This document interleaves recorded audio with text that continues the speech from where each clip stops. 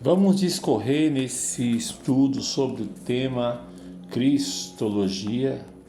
Não vamos nos aprofundar muito no assunto, é apenas um resumo, ok, da matéria propriamente dita de Cristologia. Então vamos lá, a definição do nome, né, Cristologia. Cristologia vem das palavras gregas Cristo, que quer dizer ungido, e Logos, que significa tratado ou estudo. Portanto, é o estudo do ungido ou de Cristo.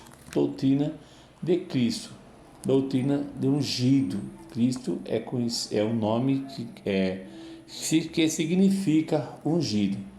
Nós devemos estudar a doutrina bíblica de Cristologia com cuidado e reverência, rejeitando toda posição que comprometa ou distorça o que a Escritura ensina sobre Jesus Cristo. Vamos estudar então sobre a pessoa de Cristo. O cristianismo bíblico afirma que Cristo possui duas naturezas. É muito importante o aluno aprender essa doutrina, que a Bíblia ela diz que Cristo tem as duas naturezas, que ele é tanto divino quanto humano. Ele existe junto com Deus Pai na eternidade como a segunda pessoa da Trindade, mas ele tomou a natureza humana na encarnação. Então ele tinha as duas naturezas, a natureza divina e a natureza humana. O que resulta disso não compromete nem confunde, seja a natureza divina, seja a humana, de modo que Cristo era totalmente Deus e totalmente homem, 100% Deus e 100% homem, e permanecerá nessa condição para todos sempre. As duas naturezas de Cristo, substituindo em uma pessoa, dá-se o nome de união hipostática. União hipostática é as duas naturezas em um corpo só. Cristo era uma pessoa com duas naturezas, a divina e a natureza humana. Isso é chamado na teologia de união hipostática. Deus é um em essência e três em pessoa. Isso não é difícil de compreender, caros alunos. É muito importante você aprender essa doutrina na Cristologia, que é a união hipostática de Cristo. Ele é homem, ele tem a natureza humana, tinha a natureza humana e a natureza divina. Além disso, embora cada uma das três pessoas da Trindade participe na divindade única, a doutrina não se torna um triteísmo, visto que ainda há um único Deus, não três. Triteísmo é a doutrina que tem três deuses. Triteísmo, três deuses. Teísmo quer dizer Deus. Triteísmo, não é nisso que nós cremos. Nós cremos na doutrina da Trindade. Três pessoas, mas um só Deus. Vamos falar um pouco da deidade de Cristo, que é muito importante você entender o lado divino de Cristo. No início do Evangelho de João, o apóstolo João, ele refere-se a Jesus Cristo como Logos, ou a Palavra. Logos ou a Palavra. Isso você já vai notar aí em João capítulo 1, versículo 1, que no grego é falado assim: Enarque em o Logos, significa no princípio ele era a palavra, né?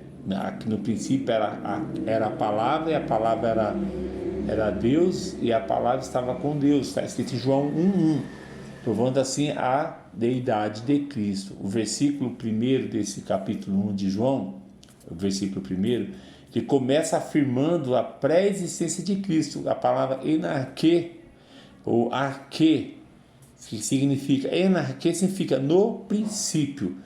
Isso demonstra a palavra princípio. Aí ela traz Cristo bem antes da criação de tudo. Ele já existia como Deus. Glória a Deus. Lá, o que ele era? Qual a posição que ele ocupava no princípio de tudo? Ele era o quê? O Logos de Deus. Ele era a palavra que trouxe vida, que trouxe a existência, a criação. Então esse versículo primeiro, ele afirma a pré-existência de Cristo, dizendo que ele já existira antes do evento da criação, tá? No grego é a palavra arche, que é princípio, enarche, no princípio. O próprio Cristo, ele confessou a sua pré-existência em João capítulo 8, quando ele disse assim: eu lhes informo que antes de Abraão nascer, eu sou. Olha o versículo 58 dizendo isso. João 8, 58. Eu afirmo que antes de Abraão nascer, eu sou. Ou seja, antes de todas as coisas, Cristo já existia.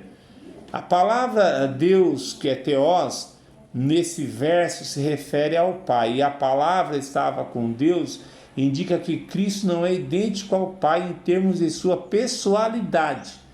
Contudo, ele não é menos que Deus em termos de seus atributos, pois o verso continua dizendo assim: a palavra era Deus. Essa é uma indicação explícita da atribuição da deidade a Jesus Cristo, porque as palavras ele estava com Deus no princípio, no verso 2, novamente vai afirmar sua pré-existência e o fato de que ele é distinguível do Pai. Então Jesus é distinguível do Pai, ele é fora do Pai, ele é uma pessoa fora do Pai. O verso 3 vai falar de Cristo como agente da criação, dizendo assim: todas as coisas foram feitas por intermédio dele, de Jesus. Sem ele, sem Jesus, nada do que existe teria sido feito. Então ele é o agente da criação. Cristo já existia antes da criação, porque ele é o agente da criação. Sem ele, nada do que existe teria sido feito. Então isso concorda com a cristologia de Paulo, que escreveu Colossenses 1,16, e escreveu assim: pois nele, em Jesus, foram criadas todas as coisas nos céus e na terra, as visíveis e as invisíveis, sejam tronos ou soberanias, poderes ou autoridades. Todas as coisas foram feitas por ele e para ele. Oh, glória! Cristo não somente, pessoal, é o Criador do universo, mas presentemente está sustentando a própria existência. Por isso que Paulo falou assim, nele tudo subsiste, no versículo 17. Nele subsiste todas as coisas. Foi através de Jesus que Deus fez o universo. E é também Cristo que sustenta todas as coisas pela sua palavra poderosa. Você pode conferir isso em Hebreus 1, 2, 3. E o livro de Hebreus fala que ele é superior a todas as coisas, tratando Cristo como realmente Deus. Então, aqui a primeira parte é essa: a união hipostática de Cristo. Ele era 100% homem e 100% Deus. Nele existiam as duas naturezas, a natureza divina e a natureza humana. Vamos continuar depois.